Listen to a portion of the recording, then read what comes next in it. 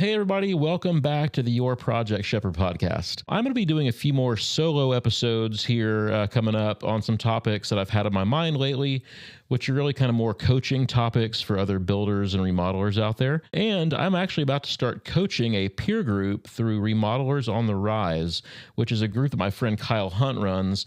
So if you're a remodeler, I would invite you to join our Facebook group, which is a fantastic resource. On Facebook, you can look up Remodelers Community and or search Remodelers on the Rise and get connected with us on there. And if you're interested in becoming a part of one of our new peer groups that we're starting two. Kyle already has two, but we're starting two more. Me and Brian Sebring are going to be hosting the new groups. So if you want to be a part of one of those groups, those start in July. So you'll need to sign up very soon. We're very close to being full on those. Hop on Remodelers Community, Remodelers on the Rise, talk to Kyle, and we will get you plugged into one of those groups. There's lots of great info on that there. So today, I wanted to talk about subcontractors. And this is a topic that popped up on one of our peer group discussions, or sorry, not our peer group discussions, one of our Facebook group discussions recently. And I know it's something that's kind of always a topic amongst builders and remodelers, and that's, how do we get good subcontractors, trade partners? How do we retain them, keep them happy? How do we work better with them once we have them? So I think this is kind of a universal struggle with builders and remodelers out there across the country. So wanted to spend a little time talking about that today. We'll touch on finding good subs, trades, vetting them, make sure they're good, how to solicit bids from them, proposals, how to work with them and keep them happy, and then how to retain them. All right, so we'll start at the very beginning there. We'll start off with finding good subs. How do you find good subs or trade partners, whatever you want to call them? So the first thing is just talk to other builders. This might sound counterintuitive because I think sometimes in the industry, we tend to want to keep things to ourselves, especially within our market. And I think a lot of us are scared to share information, scared that other people are going to steal our trades. But, I've never been afraid of that. If another builder in my market calls me and asks me, hey, who do you recommend for foundations? Who do you like for plumbing? I'm happy to send that referral because I want my trade partners to have good streams of income. I want them to stay in business and be prosperous, right? So I don't have a problem sharing my trades. Like I'm not going to keep a plumber busy with crafted projects all year long. So I want them working with other good builders who are going to treat them right. So first thing, if you're looking for subs, just talk to other builders. Hopefully, you're a member of a builders association. We did an episode here a few weeks ago about the benefits of being a part of a builders association. In our case, that is the GHBA. Hop on one of those associations, attend events, network. Just become a part of that group. And I promise you, either from your conversations with other builders or just the trades, the companies that are sponsoring events, you're going to pick up some good people. So the other way, I think this is kind of the traditional way, is just drive around and look at vans and trucks. Now, be careful about this. Be intentional that you are driving by like a job site from a builder that you respect and a builder that you want to do some work for. And I'm not saying walk through their job site and sneak around because that's not cool. But if you see a builder that you respect their work or that does good work, you see their sign in the yard, right? And then you see the vans parked out front. You see, there's Joe's Painting and Bob's Plumbing and all that kind of stuff. Take a picture with your phone. You pull out your phone, take a picture of that van, write down the phone number. Because if those trades are doing work for builders that are doing good work, to have a good presence in the marketplace, that might be a good resource for you as well. I would say probably don't drive around like the production home communities and get the cheapo guys, unless that's the market that you're in. So yeah, that's kind of the two main ways that we find new trades here at Crafted is we network and then we observe who's doing the work for other people. All right. So next thing is vetting them. So once you've identified some potential subcontractors, you want to see if they're going to be a good fit for you. You've contacted them. How do you make sure that they're going to work well with you and that they're going to do the kind of work that you require? All right. So the first thing that we do is we ask to see one of their jobs that's in progress. Now, obviously, this is going to require them getting permission from the builder that they're working with for you to walk through and check it out, which, understandably, some builders might say no. They may have to talk to a couple different people. It may take a little time until they're on a job that you can walk through. But I think it's really important to walk a job site with your potential trade, observe their guys actually doing work. So, what does the quality of work look like? How clean are they keeping their work areas? Are their employees presenting themselves in a professional manner? Are they wearing tattered, dirty, nasty clothes? Or are they wearing uniforms? Are they at least wearing a t-shirt with a logo on it? We want people who are presenting themselves well on the job sites and not looking like they just got picked up off the street to do work. So yeah, observing a job in progress to me is key. Ask to talk to some other builders that they are doing work for. So if this is somebody that you didn't get as a referral already from another builder, if you drove by and saw that van on the street, or if you found them online or whatever, definitely ask for references for builders that they have worked with and actually call them and say, hey, what was your experience with Bob's Plumbing? Do they do good work? Do they show up? Do they pay their bills? Are you getting liens thrown against you? Just kind of make sure that you're investigating that a little bit. Next thing is get a copy of their insurance. We require all of our trade partners to have current insurance on file. This is really important. So we actually have a subcontractor packet that we send out to all of our new trade partners. For us, it's a Texas Association of Builders standardized form, subcontractor agreement. And it outlines policies and procedures, payment procedures, what happens, conflict resolution, insurance requirements, all that stuff. So before they start working with us, they have to sign our sub agreement, and then we have to have a copy of their insurance on file. And I would also encourage you, don't just get that insurance one time, put it aside and forget about it. You need to have a spreadsheet, a calendar reminder, some way to stay on top of that insurance to make sure that you're making sure that they are maintaining that insurance, they're renewing it on an annual basis, that it's not lapsing.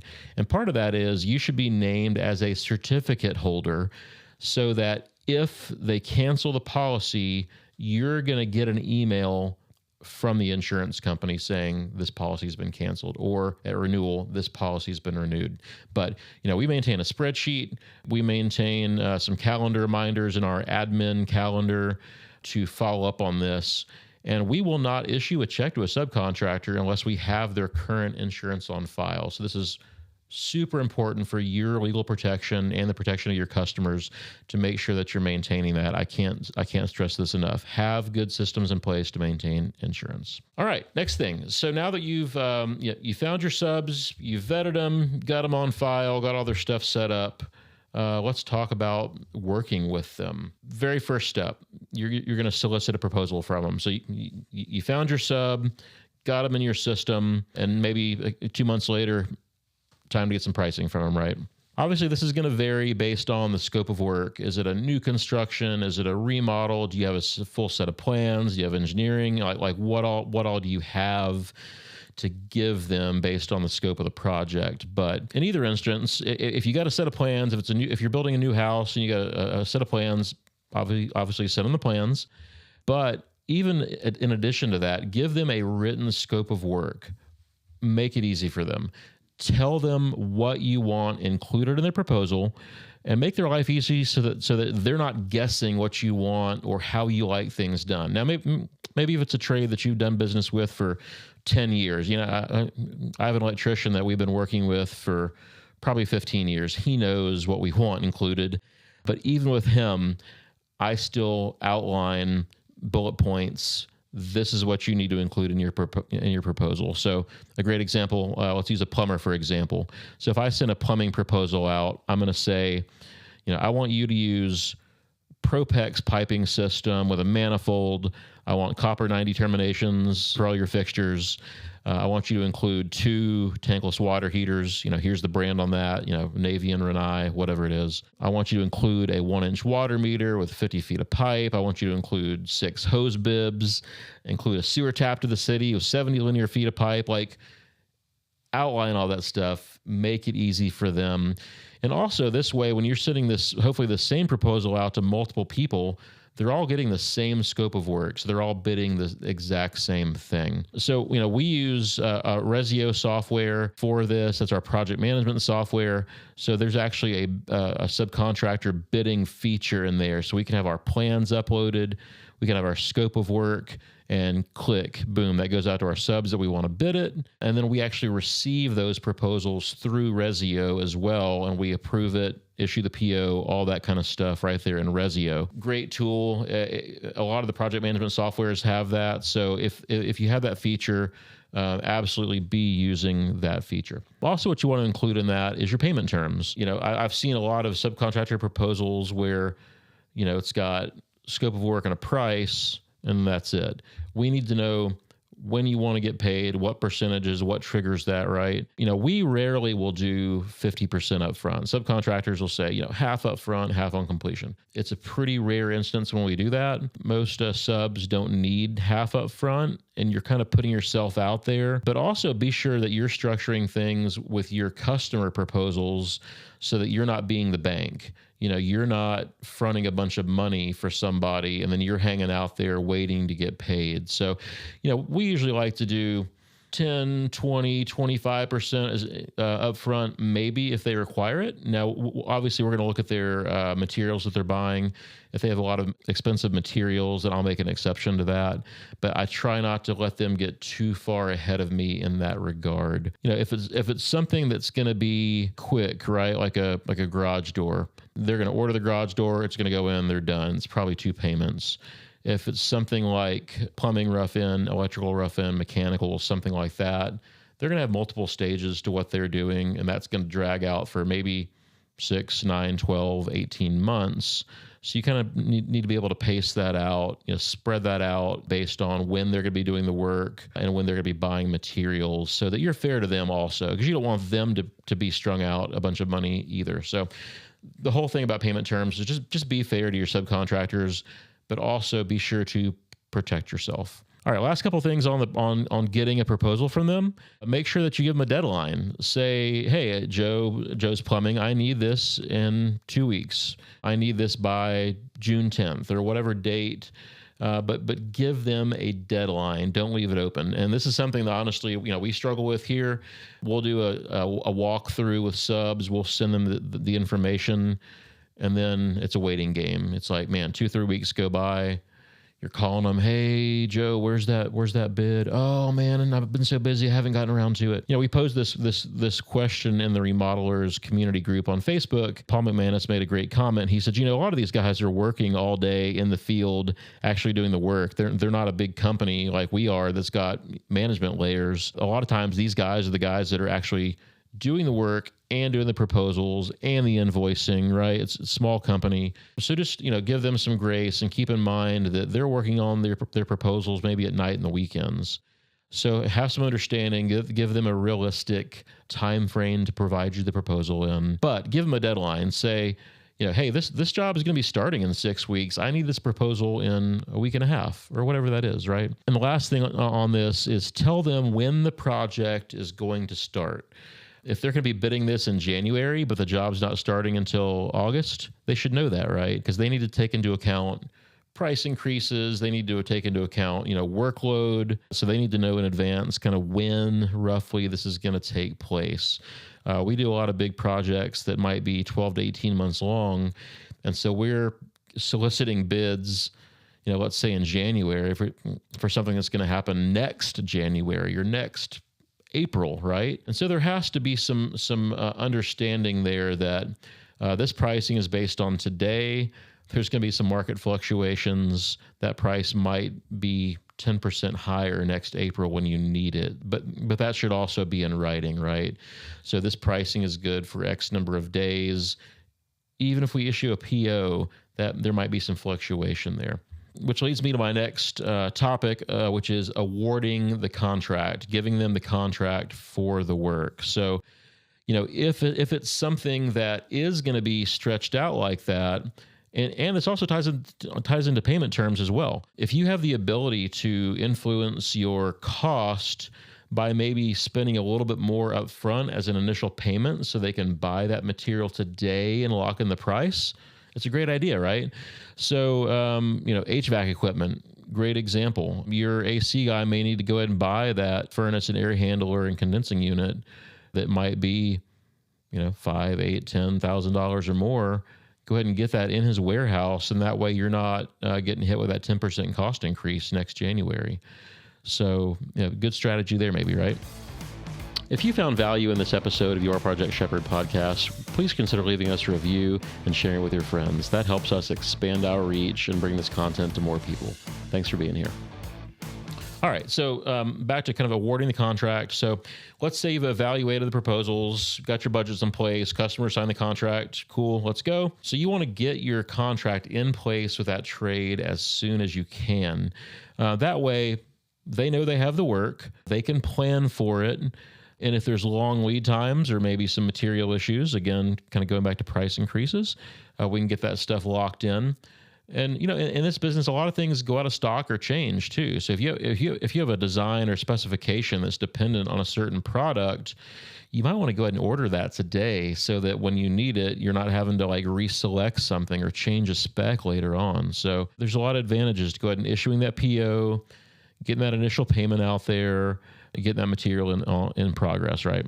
All right, so to award our contracts to our subs and trades, we use a purchase order system, which I highly recommend. We use PO system for all of our subs and vendors. It's really a great business practice to manage your job costs. If we issue all of our trades and vendors POs for their, the labor materials, then we can run a report and see how much is still owed to every trade at a glance. And that's something that we actually do weekly in our production team meeting, is we're running a PO report. The project manager can look at it and they can say, okay, here's everything that we've already issued. Here's what's outstanding for everybody. A great way for you to see a financial picture of where your project budget's going to end up too, because hey, I've paid out $2,500 out of $10,000. I got this much remaining. It's a great way to track your finances. And really, you'd be surprised how bad some of the subs record keeping is. A lot of these guys are pretty unsophisticated in the way they do business. Their record keeping is probably not good. We get a lot of instances where people try to double bill for something, or so overbill, underbill even. They forget to bill for part of it. Maybe they try to change payment terms on you. So it's really important to have that PO issued that has all that stuff lined out in there. That way, your administrative staff, whoever's cutting the checks, can reference the PO. So we actually require the sub to reference the PO when they submit an invoice. So they're saying, hey, I'm submitting invoice number 123 against PO 456 over here. I'm submitting a request for payment on this line item, right? And that way, whoever's issuing that check can check that against each other, make sure that we're still on the right payment terms and everything, and boom, the check gets issued. So anyway, a PO system is a fantastic way to manage. It's also a great way to manage slippage, which is a really big issue for contractors. So if you are tracking your proposals, POs, payment terms, kind of stay on top of that, that's going to let you identify slippage and hopefully help eliminate slippage. Because it will let you catch. So sorry, I'll back up. If they're trying to invoice you for little extras or whatever, if you have a well-defined scope of work for your subs, again, kind of going back to getting the proposals right, you've got it defined boom, this is the scope that's included. This is all the things we're contracting you to do. And then 3 months later, when they're doing the work and they're like, oh man, why didn't include that? I didn't include a switch right there, your electrician, or I didn't include a hose bib there for the plumber. You can check it against your PO and say, okay, yeah, you're right. You didn't include that. That wasn't contracted. Tell me how much that's going to be. And then you do a change order with your subcontractor, just like you're going to do with your customer. Now, hopefully, your scope of work with the customer is kind of matched up with whatever your scope of work with a subcontractor is. And so now you can recapture that cost with your customer as well. So you're going to issue a change order to your subcontractor for, whatever, $350 for that extra hose bib. And you're going to go to your customer and say, hey, Mr. Customer, this wasn't on the plans. Maybe you're requesting it now. Maybe the city's requiring it, whatever it is. But this is an extra cost. And then the homeowner can say, you know what, nah, leave it off, right? Give them a chance to back off. And that way, the sub doesn't do it. You don't pay the sub, and that conflict's gone. But also, you're not taking the hit, right? You're not saying, oh, okay, we'll pay for that, Joe's Plumbing. And then you don't get paid from your customer, and now you're out $350. That's called slippage. So we want grippage. We want to capture those costs, pass those on to the customer, get our markup on those items, and stay profitable. So by using a PO system, by using a good scope of work and review system, you're really going to cut back on your slippage. When we did this, I don't know, probably 10 years ago, we started a PO system. Our slippage dropped dramatically. Having this process in place, excellent business practice. You should be doing it. Back to the change orders a little bit with the subcontractors.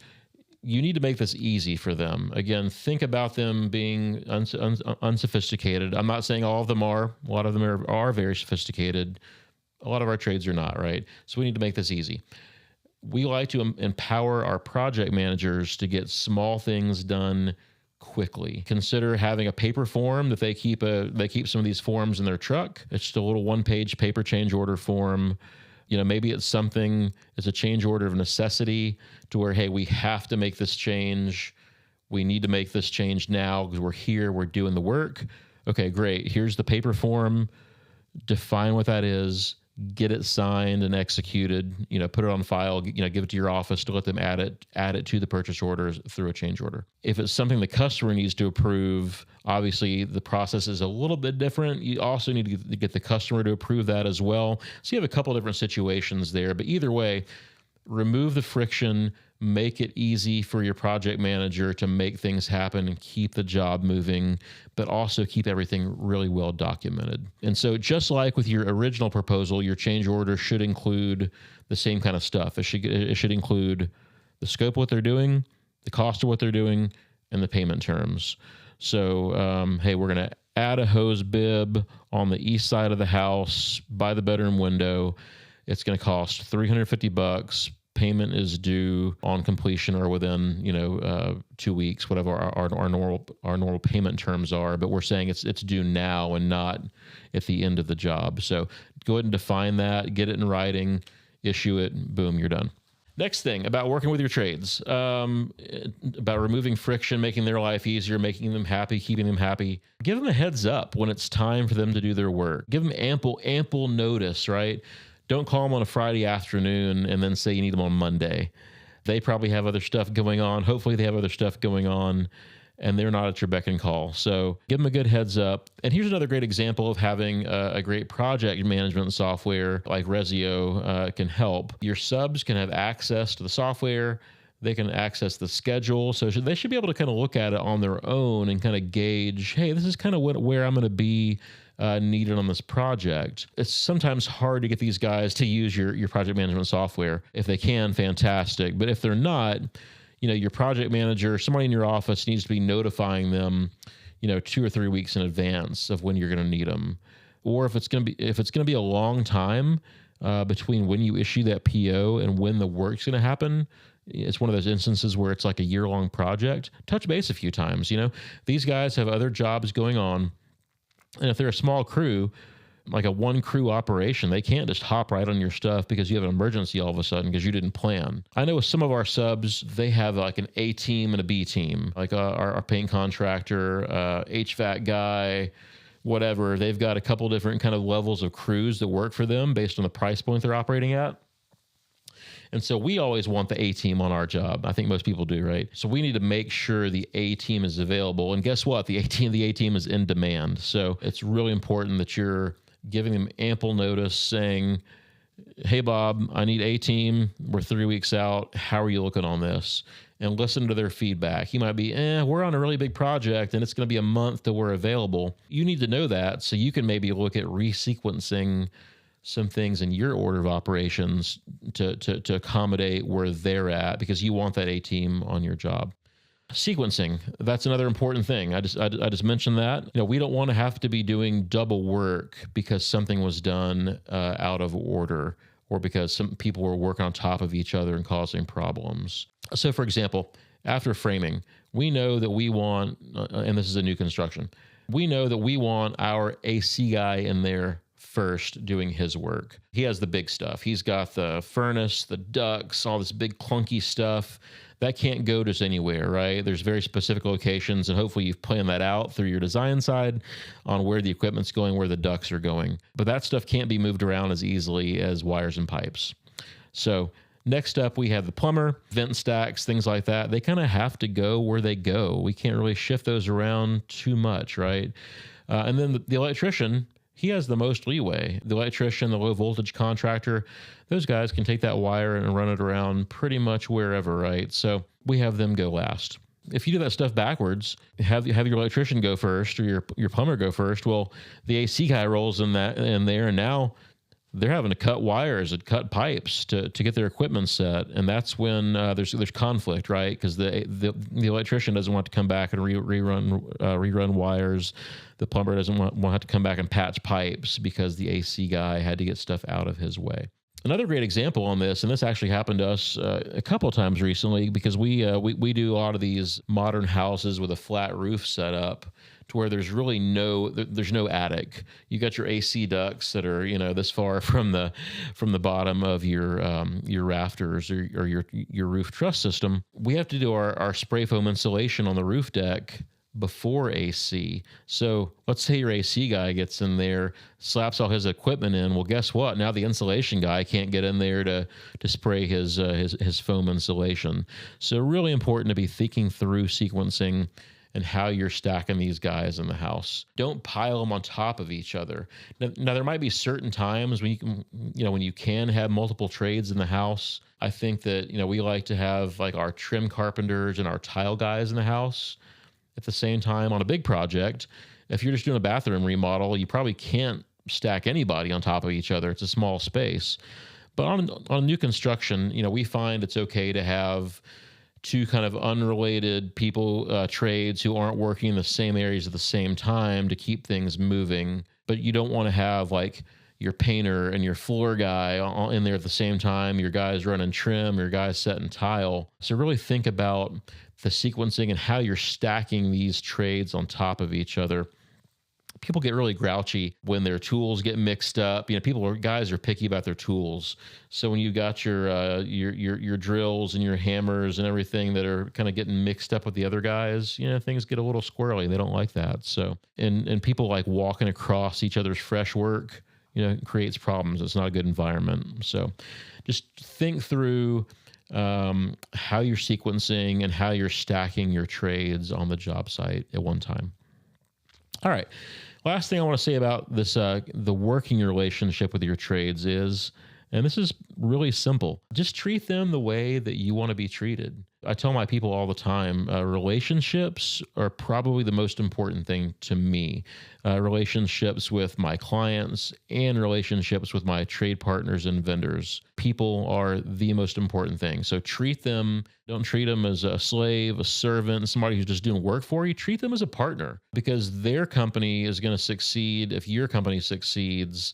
And likewise, we want to develop these good working relationships, these good reciprocal relationships with our trade partners. So that means asking from time to time, hey, how can I make our working relationship better? What do you like about working with us? And what can we improve on? I promise you that they'll give you some feedback on how you guys are doing. They'll say, you know what? You guys are pretty good, but I really don't like when you're stacking this other trade on top of us, kind of going back to sequencing. They might not like having to work around that other guy for a certain reason, and it's good for you to hear that feedback. Or, hey, it seems like we never have the right set of plans on site. So maybe you need to make sure that you always have the most recent set of plans and specs. Or we don't have the spec sheet for the appliances. We should have the specs for the appliances on site. That's great feedback. Your project management team needs to have those docs on site that they need. So just listen to your trades, get that feedback from them, and keep on improving that relationship. Last thing is, we like to invite our at least our key trades. Thinking about my electrician, my plumber, again, AC, flooring, painter. We like to invite them to some of our holiday stuff that we do. We had a holiday party last year at a restaurant that we like, and we invited all the trade partners to attend. I think maybe 3 or 4 of them showed up. They didn't all come, which is fine, but they knew that they were invited. They felt like they were being offered to be a part of the team. And the ones that did show up, we had a great time. We had a beer with them, talked to them outside of the job site, didn't talk work, talked about family and all that kind of stuff. So it's those little things of developing the relationship that are going to help you form that bond to make your trade partner relationships better. And also, we just try to bring them some lunch sometimes on the job site, order some pizza, some tacos, bring a grill, throw some hamburgers on there, whatever. But think of little things like that you can do to really kind of up your game, because that means that next time you need a favor, they're likely to do you a favor because you're treating them the right way. And if it comes down to, hey, we've got, my team versus this other builder is kind of next in line, we're fighting for a position on who's going to get the A team next, they're going to choose you if you're treating them the right way. Into my next topic, which is retention. So you've worked with them, you like them, you want to keep them, right? So we just talked about some great ways to maintain that relationship, to treat them right. Going back to record keeping, paperwork, getting a scope of work defined well, and then how you treat them on the job site. I think my overall advice here is think of ways to remove friction from the relationship. How can I make doing business with my company easier for you, right? The last thing that kind of goes into that is payments. And this sounds simple, sounds very obvious, but just pay your bills on time. I realize that not everybody can do this all the time. We too have times when we can't do that. Things happen in business and things come up, right? But if you pay your guys on time, again, they're going to be the first ones that take care of you when you need something. So going back to the beginning, you should have your payment terms defined in your subcontractor agreement, in your PO. They should know how to invoice, how they're going to get paid, when they're going to get paid. So they know they can't turn in an invoice at 5 o'clock on a Thursday and pick up a check on Friday morning. Doesn't work that way. We have a very defined process of, you're going to submit an invoice on a Friday. Your work is going to get reviewed by the project manager the first part of the week.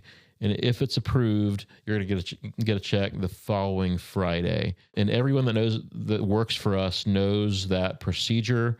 We give it to them in writing, and we require them to abide by that.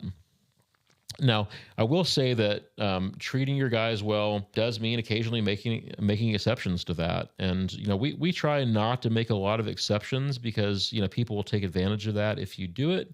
But, let's say your painter calls you and he's like, man, I'm a one crew operation here. I've got one van. The transmission just goes out in my van this week. Money's tight this week. I need to get my van fixed, get back on the road. I can't come to work for you next week unless the transmission gets replaced. Okay, maybe we make an exception in this instance. We go ahead and pay him early, pay him maybe a partial invoice on some work that's partially complete. We find a way to help him get back on his feet to make sure that he can keep working, and in turn, we're taken care of. So, but just be sure you're clear that, hey, we are making an exception to our procedure for you in this instance because you do great work for us. We value you. We want to help you out. But this is a kind of a one-time thing. Now, I promise you, again, that they're going to remember your kindness. And so the next time you need a favor, the next time you're like, hey, I need these touch-ups done today, guess what? They're going to pull off what they're doing. They're going to come hop on, help you out, take care of you because you took care of them. Back to payments real quick. I had some notes here. So if you have one of these situations where you can't pay on time, just communicate with them. They need to know that they're not going to get screwed. I'm sure they all have a story about getting screwed by a contractor where they never got paid. My landscape guy, who we have a great relationship with, he got stiffed for, I think, $50,000 for one builder. Just never got it. He had to walk away from it. His time for filing a lien had expired because the guy strung him out, and he was getting promised that he was going to get a check, and he never got it. And it never came, and he got stiff for $50,000. So I'm sure most of them have that kind of story. So just be honest with them. Just say, hey, look, we're waiting on a customer payment. We're waiting on this bank draw to fund, whatever it is. We're going to get you by whatever, the 10th. Give them a date. Give them a day when they can expect that. Be upfront with them. Don't try to make excuses, because they'll sniff out the BS. And if you stiff them, guess what? Your relationship is over. And be understanding if they file a lien on your project for not paying them, because that is their only legal protection. That's their only recourse if they don't get paid, is that lien that they file on this project, that they have some assurance that they're eventually going to get paid. So understand that you're kind of playing with fire here if you're not paying them on time, because they may have to file that lien, which means that you as the GC, you're going to have that conversation with your homeowner as well, because when a lien gets filed, the homeowner gets notified. That's a tough conversation for you to have with your customer as well. It's obviously better never to get in that situation. Great policy is just be open, be honest, be transparent, and be a person of your word if that happens. Very last thing, I want to talk about dealing with conflict and tough situations. So obviously the kind of the payment thing is a tough situation. Be honest, be transparent. But let's say we've got maybe a quality issue with a trade. So it's best that we address these things immediately. We don't pay for work that doesn't meet our standards. And even with our good subcontractors, things come up. Good subs make mistakes, just like good builders make mistakes. So we have these situations that arise from time to time. Maybe they had a bad day, a bad week. They had an employee that's not doing what they're supposed to do, right? Just like sometimes you have an employee that's not doing what they're supposed to do. Same thing goes for your subs. A great example is we have a paint crew that does fantastic work for us. Again, I mentioned a minute ago that they have an A team and a B team. But recently we got what we thought was the A team, and they did a bad job for us. And this is why we have a really strict payment procedure. Again, our project manager has to approve the work before they get paid. So project manager walks the job. I actually walked the job that day too, because I kind of caught wind of something was going on. So we walked it together. We looked at it and we said, you know what? This does not meet the crafted quality standards, which are outlined in your PO. So we're going to ask you to redo this work. So we met the company owner on site. We walked it with him. He said, yep, Curtis, yep, Todd, you're right. This does not meet our standards. We'll fix it. I think that this also kind of goes back to, when you're hiring the subs, when you're vetting these subs, part of this is making sure that they have the resources to take care of these problems. So if you're hiring somebody who's, again, unsophisticated, very small company, doesn't have the financial resources, isn't used to doing big high dollar projects, if something comes up, they might not have the resources to fix that. And that's something that you need to be aware of as a builder. So we're hiring the subs that have the financial wherewithal to, if they screw it up, they can fix it. And if it's a really bad screw up, again, they have that insurance in place that if you have to go back to that insurance, that's there too as an option. Anyways, so back to the situation. Walked it with the company owner. He looked at it. He said, yep, Curtis, I'm sorry. This doesn't meet our standards either. We'll fix it for you. And guess what? Because we have a great working relationship with this company, sanded it all down, repainted it, looked super good. We're happy. Customers happy. Went on down the road. That's when having those great procedures in place saved us. It's where having a good relationship with the company owner saved us. But, we had that conversation the minute we saw the problem. So don't let it slide. Don't let it get all the way to the very end of the project. Like the plumbing's been installed, the light fixtures are installed, the cabinet knobs are on it. Well, now we have to repaint it, because that's taken 3 steps back to fix something that should have been addressed as soon as that paint phase was requested for payment. So have the hard conversation when it needs to be had, be direct about it, reinforce your quality standards, which again are hopefully outlined in your documents that you give them. And lastly, just be kind about it. Be kind, be understanding, realize that people make mistakes, people have a bad day, but hold them accountable. Make sure that you're getting the work that you contracted to have performed. Very last thing on this, I promise. All right. Sometimes you have to stick up for your trades, and this goes to maintaining that relationship. So we have occasionally gotten a homeowner who is very nitpicky, insanely nitpicky. I'm sure we've all had these people, little spots of blue tape all over the house after a walkthrough. You know, they got the magnifying glass and the flashlight out there inspecting the paint. And so we have actually had to kind of talk the homeowners down a little bit, get them off that ledge with the subcontractor there as well. Homeowners being nitpicky, we have to say, hey, Mr. Homeowner, this work actually meets our quality standards. But again, you have to have this stuff defined, right? Because you can't say it meets your quality standards if your quality standards were never defined to begin with. So hopefully in your scope of work and your documents, you have your standards defined for your homeowner as well. So anyway, Mr. Homeowner, this work meets our quality standards that have been outlined here.